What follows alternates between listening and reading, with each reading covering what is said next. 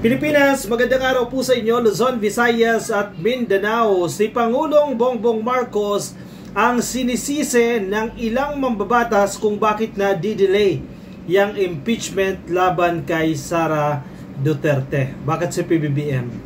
Hindi ba ang mga congressman? Hindi ba ang mga congresswoman? Hindi ba ang House of Representatives kung bakit na di-delay yan? Ang sinasabi ng ilang mambabatas, partikular ka-coffee na Makabayan Black, bakit ngayon lang nangyayari yan? Na-delay yan sa House of Representatives. Bakit hanggang ngayon hindi pala ipapasa yan sa opisina ni Speaker Martin Romualdez? Sino ang may kasalanan? Sabi nila, sabi ng Makabayan Black, si PBBM ay isang stumbling block. Nasa headline po ng Inquirer.net, Marcos, a stumbling block to VP Duterte's impeachment. According to Solons. Ibig sabihin, siya po ang obstacle. Bakit hindi umuusad yung impeachment na yan ni Inday Sara Duterte? Anong pinaghuhugutan ito? Anong pinanggagalingan dito ng ilang mga mambabatas? Sa tingin ko, yung statement ni PBBM na ayaw niya na magkaroon ng impeachment dahil matatali itong Kongreso dito sa impeachment trial na sinuportahan naman yan ng Iglesia ni Cristo. Na nag-effect na yan, nagdamay-damay na yung mga politiko dyan sa House of Representatives, biglang natakot. Biglang umatras. Biglang naging, biglang naging, anong term natin dyan? Nananansya. Kasi natatakot na baka hindi suportahan ng Iglesia ni Cristo sa nalalapit na eleksyon. Sino may kasalanan ngayon dyan? Si PBBM ba? O mga natakot na miyembro ng House of Representatives? Kanino kasalanan? Kay PBBM o yung kasamahan mismo nila Franz Castro dyan sa House of Representatives? Actually, ito yung opinion dyan. In fact, may mga nababasa rin tayo, may mga content creator din na buti pa sila Franz Castro, hindi natatakot dito sa Iglesia ni Cristo. Buti pa sila, naninindigan dito sa kay Inday Sara Duterte na dapat ma-impeach. As compared sa ilang mga mababatas na tila naduduwag, tila natatakot sa Iglesia ni Cristo at natatakot na baka hindi na manalo. Survival nila yan Nagtatansyahan sila ngayon, kaya hindi umuusad. Anyway, sila Franz Castro, syempre, expected naman natin yan ka-coffee. Stumbling block daw si PBBM dyan. Sige, basahin natin yan. Yung kanilang argumento. Lawmakers and groups behind the second impeachment complaint against Vice President Sara Duterte believe it is President Ferdinand Marcos Jr. who caused the delay to the proceedings as the RAPs have not moved since they were filed in December 2024. Actually, tayo nagtataka din tayo. Bakit hindi yan umuusad dyan? Di ba nakapagtataka nga naman? Bakit nasa SecGen pa rin? Sa Secretary General pa rin yan? Hindi umuusad dyan. Anong nangyari? Sino ang nag-utos sa SecGen na patagalin nyo yan dyan? Nagsalita na ang SecGen dyan. I remember dahil syempre binabantayan din natin ito. Ang sinasabi ng Secretary General, may mga nakikiusap sa kanya na mambabatas na hintay lang po. Huwag nyo muna ipapasa yan. Dahil magfa-file daw sila ng fourth complaint. Yan ang pakiusap sa kanya. Ang sinasabi naman ng SecGen, kailangan niyang pakinggan itong pakiusap ng mga mambabatas dahil baka siya naman ang balikan.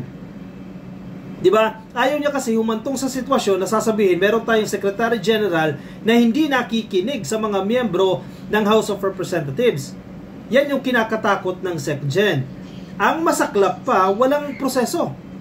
Walang polisiya na nagsasabi na once na may file na yan sa SecGen, right after 5 days or 3 days or 5 days or 10 o kung ano man yan, dapat mapasa na yan sa SecGen. Unfortunately, walang polisiya na nagsasabing ganyan. May na-violate ba ang SecGen dyan?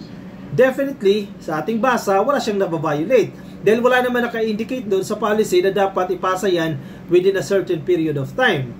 Diba? Nakalagay lang dyan na once na verified na po yan, ipasa na yan sa tanggapan ng House Speaker. And then saka yun na, may nung schedule na kung ilang araw dapat yan, ma-schedule niya sa plenary, etc. etc. Ang tanong nga ngayon, bakit hanggang ngayon hindi pa umuusad yan? Sabi ng SecGen, diba? Last week dapat na-file na yan, napasa na yan sa tanggapan ni Speaker Martin Romualdez. Bakit hindi umuusad yan? Kasi kung ganyan yung principle ng Secretary General, sa dinami-dami niyan ka-coffee. 260 plus na mambabatas. Kada isa dyan mag-request, huwag niyo muna ipasa. Please, meron pang parating na complaint. Kung ganyan yung principle niya na ayaw niyang may ma-displeased, o diba, o may magalit sa kanya, may magtampo sa kanya, wala na, hindi na uusad yung impeachment complaint na yan. In a joint statement on Wednesday, ngayong araw po yan, the Makabayan Bloc in the House of Representatives condemned the lack of action, saying that the 3 complaints have languished in the office of House Secretary General Reginald Velasco for over a month. May punto ka, Coffee, ang Makabayan Bloc dyan. Bakit ayaw yung pausarin dyan? Hindi yung pwedeng isisi kay PBBM yan. Dahil kayo ang nakataya dyan, mga mambabatas ang nakataya dyan. Actually, si Secretary General Reginald Velasco, dapat magsalita din siya dyan. Diba? Bigyan mo ng timeline yung sarili mo. Kasi tingnan mo yan, o nasisisi si PBBM yan. O dahil naduduwag itong mga mambabatas, o baka syempre, maraming mga speculations. Pwede nila sabihin na sinabihan sila ni PBBM, panghawakan nila yung dating text message ni PBBM na huwag nyo nang asikasuhin yung impeachment. Which is opinion lang yun ng presidente. Hindi pa rin siya masusunod dyan. Kasi they have to stick kung ano ang mandato sa konstitusyon. Ang legislative ay independent. Ang impeachment ay trabaho ng legislative. Trabaho nila yan ng Kongreso Hindi trabaho ni PBBM yan. Magkaputukan man dyan, magkaproblema man dyan, labas si PBBM dyan. Hindi niya trabaho yan Hindi niya tungkulin yan Sinong nagpapabaya dyan? Di ang mga mambabatas dyan sa HOR. Si Speaker Martin Romualdez, baka siya din ang mapulaan dyan. Bakit tumatagal yan? Bakit hindi umuusad dyan? Kasi liderato niya yan dyan sa House of Representatives. May punto ang Makabayan dito. I don't know, ka-coffee, kung mag-agree kayo sa akin, pero may punto sila Franz Castro dito. Bakit niya tinutulugan yan?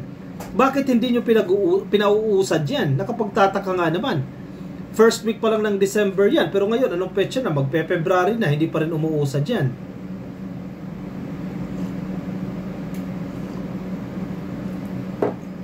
At Teachers Party List Representative Franz Castro, si Gabriela Party List Representative Arlene Brosas, and Kabataan Party List Representative Raul Manuel endorsed the second impeachment complaint against Duterte, which was filed by Progressive Group Bagong Alyansang Makabayan o Bayan.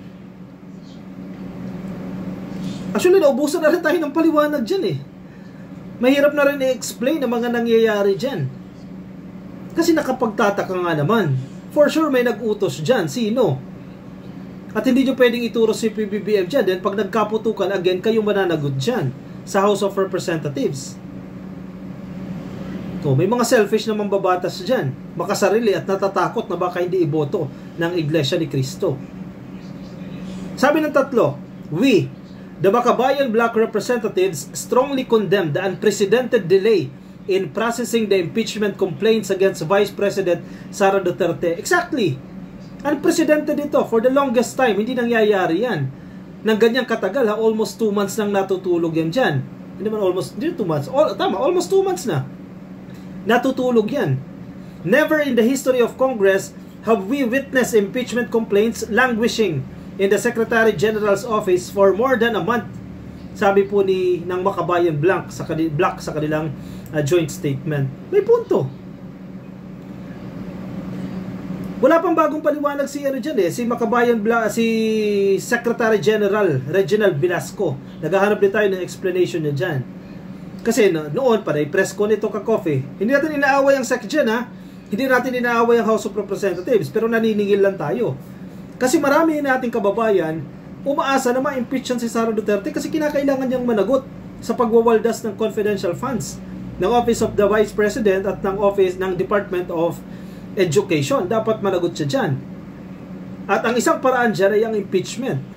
Bakit nga tinutulugan yan dyan? Ano ba? Ang magdesisyon yan, kung valid ba yan, makonvict ba siya dyan, Senado. Pero gawin ng trabaho kung ano yung dapat gawin dyan sa House of Representatives. Anong kailangan? Kilos protesta pa? I-pressure pa siya? Magkaroon pa ng mga rally dyan sa EDSA, dyan sa Liwasang Bonifacio para i-pressure itong mga mambabatas na aksyonan nyo yan. President Marcos Jr. has proven himself to be the biggest stumbling block to achieving accountability in corruption cases involving the Vice President's confidential funds. Tingnan nyo yung nangyayari diyan sa House. Tingnan nyo yung nangyayari. Si PBBM ang nasisisi dahil sa hindi pagkilos niyan. And again, si Speaker Martin Romualdez, masisisi siya dapat dyan. At hindi si PBBM dyan dahil leadership ng House of Representatives yan Kasi kung ipupush talaga yung impeachment, mabilis lang naman yan Tawagan si Reginald Velasco, si Sec Gen, pasa mo na yan. Bakit natutulog yan dyan? Will ba? Political will ba? Diba? We must ask, does this have something to do with his own confidential funds in the system that benefits him and his allies? Sabi ng tatlo. Kaya siguro malakas yung loob ng ilang mga kampo ni Sara, ng kampo ni Duterte, ganun pa rin kaya yabang. Kasi sa tingin nila, sinusuportahan sila ng administrasyon. Kaya ganun na lang nilabaso silang administrasyon, which is hindi dapat yan. According to the three lawmakers, Marcos's initial statements that impeaching Duterte would be a waste of time may have deterred his allies in the House from supporting the complaints. Definitely hindi. Confident ako ka-Coffee, hindi dahil sa statement ni PBBM magbabago ang isip ng mga mambabatas. Alam mo kung ano yung nagpabago sa isip ng mga mambabatas? Yung rally ng Iglesia ni Cristo. Aminin man natin yan sa hindi. Yun ang nagpabago sa mindset ng mga mambabatas. Kasi kung ang statement ni PBBM, dapat noon pa, nag-iba na sila ng tono. Ang tagal pa bago masundan Statement ni PBBM, a few months after, saka lang nag-rally itong Iglesia ni Cristo. Di kung statement ni PBBM ang batayan dyan, sana weeks after the statement ni PBBM, hindi na umusad dyan. Ang problema, weeks after ng statement ni PBBM, sunod-sunod pa yung mga nag-file ng impeachment. So, masasabi ba natin na because of the statement of the President, ito yung nagbago ng pananaw ng mga mambabatas? I don't agree. Ang nagpabago dyan, yung rally ng Iglesia ni Cristo. Kasi survival nila yan. Kailangan nilang palipasin itong eleksyon kasi natatakot na baka hindi sila iboto, na baka hindi sila suportahan ng INC. Hindi tapos ang political career nila. Yun ang nagpabago. Dito ako nagdi-disagree sa statement na ito nila Franz Castro. The hesitation to transmit and initiate impeachment proceedings clearly stems from President Marcos's previous statements admitting that he indeed told his allies not to file an impeachment complaint against Vice President Sara Duterte as it was not important and won't make a difference in Filipinos' lives. Sabi po ng tatlo. Hindi naman siya sinunod Yung sinabi na ni PBBM, hindi siya sinunod. In fact, di ba, naging tatlo pa nga yung impeachment complaints dyan. So, walang bearing yung statement ni PBBM dyan. Though meron, indirectly ka-Coffee, dahil nag-rally itong Iglesia ni Cristo. But the main reason kung bakit nag-iba ang isip ng tao, because of the rally of INC. This interference represents a dangerous obstruction of constitutional processes and democratic accountability. May punto, pero hindi si PBBM ang dahilan ng obstruction dyan. Mambabatas mismo, kayo mismo yan, dyan sa House of Representatives. Kasi nga, trabaho ninyo yan.